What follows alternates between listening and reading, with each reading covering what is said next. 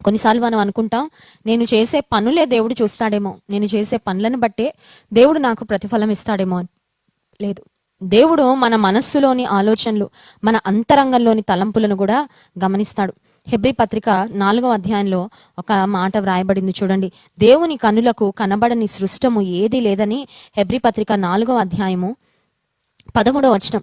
మరియు ఆయన దృష్టికి కనబడని సృష్టము ఏదియూ లేదు. మనం ఎవనికి అప్పచెప్పవలసి ఉన్నదో ఆ దేవుని కనులకు సమస్తమును మరుగులేక తేటగా ఉన్నది. దేవుని కనులకు సమస్తము తేటగా ఉందంట. ఆయన కనులకు మరుగైనదేది?